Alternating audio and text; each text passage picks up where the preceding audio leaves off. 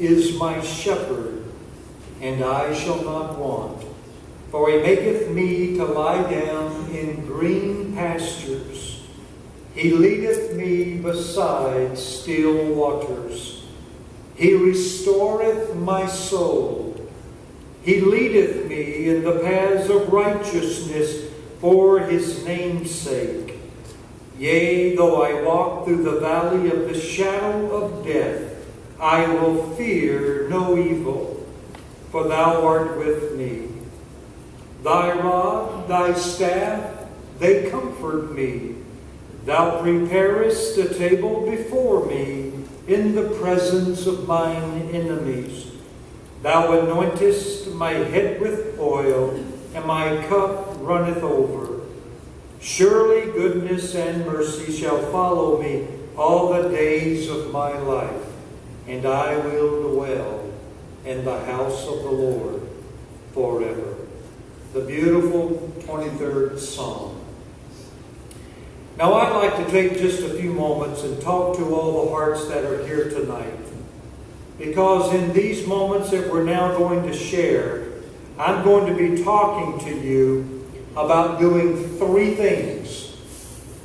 But not just for here tonight and in this moment, which is a difficult moment, and yet we have gathered to celebrate Victor's life.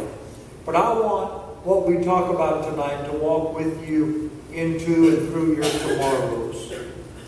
There are three words that I'd like to discuss with you tonight as it relates to Victor. The first word is the word remember, or re-embrace, or even recall. I just want you to remember him for as long as you have life, not for as long as he has had life. Again, beyond tonight, into the tomorrows of your lives. I want you to remember so many things. Like I want you to remember how he impacted you. The differences that he's already made in your hearts and lives. And the differences that are forthcoming as a result of his presence in your hearts. I want you to remember, if Victor were standing with me tonight, and I could ask him two questions, what his answers would be. My questions would be, Victor, what have your greatest blessings in life been? And what have your greatest challenges been? Some here tonight would know his answers. And that's the idea, to remember him in sweeping totality. And you're able to do it because of being family and loved ones. The second word is the word honor. What do I mean by this? I want you to think of honoring his outlook on life, his inner strength, and you're going to hear about this tonight. I want you to honor what he believed in, recognizing his goodness. In just a moment, I'm going to read some of the beautiful life stories that surround him. And I want you to honor that by hearing it with your hearts tonight. As I drove up tonight to be a part of this service and feel deeply privileged to be here, I want you to know I began to see cars all the way back at the beginning of the entrance. And that makes the point. You have gathered here tonight to be visible and available to one another, but for the purpose of honoring Victor. You are honoring him tonight by being in this moment. And I want to take a moment and just offer a few brief thoughts. And this will go to the point of remembering him and honoring him. And let's see if anybody learns anything new. You might know everything I'm going to share, or you might learn something new. I was not privileged to know him, but I really, really wish that I had. I met with his precious family, and they are awesome. And they helped me to appreciate Victor and his heart. I asked the family to describe him with words. And here's some of what they conveyed to me. They said, Randy, he's adventurous. He was a family man to the core. He went with the flow in life. And he lit up the room when he walked into it. He was generous, maybe to a fault. He helped so many people out. Cared for them. Helped them. He assisted so many people, so many families, without charge. When's the last time you heard of that?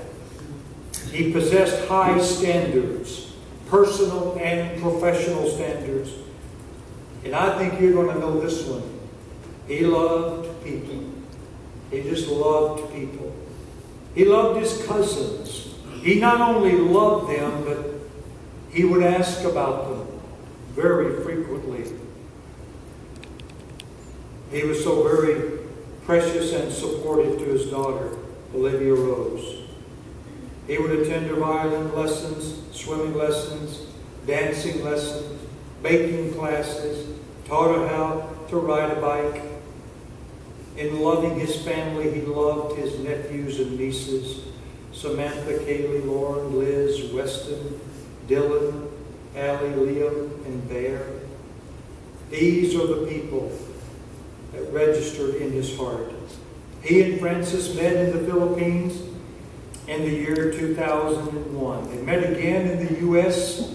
in 2002. Became good friends. Dated other people. Then in 2009, Frances went to New York and he followed her to New York. In 2010, she went to Canada to visit family, and he asked her to marry him in 2010. And then February the 2nd, 2011, they were married in East Meadow, New York.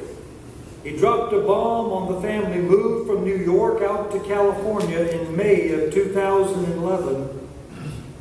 And in July of that same year, he tells his parents, Frances and I are married and we are pregnant. I like that.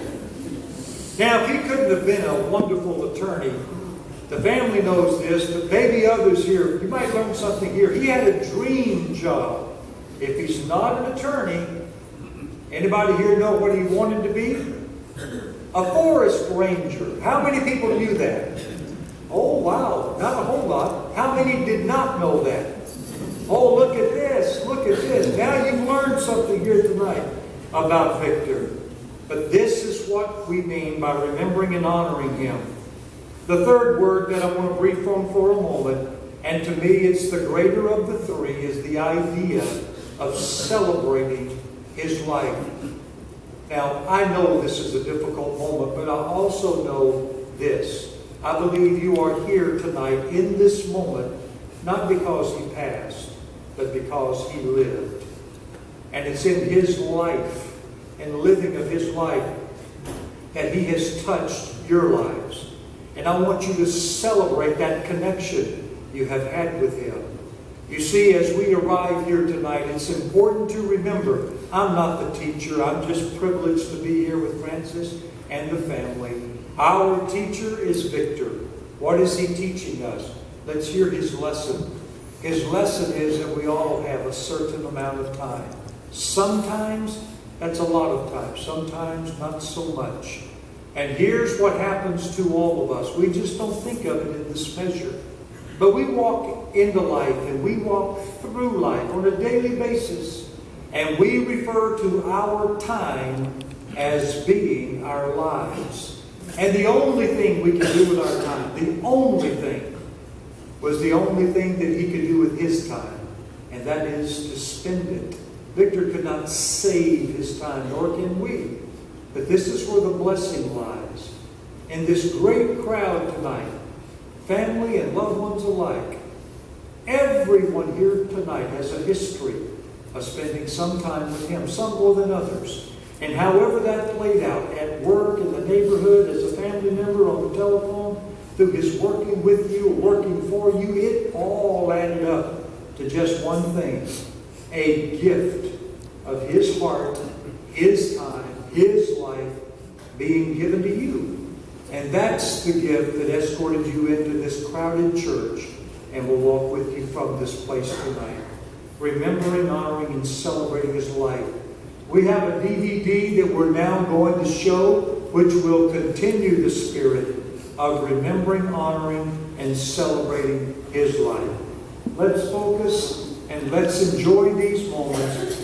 And afterwards, let me invite, after the DVD, I'm going to bring Paco, followed by Paul, to come up and share their hearts.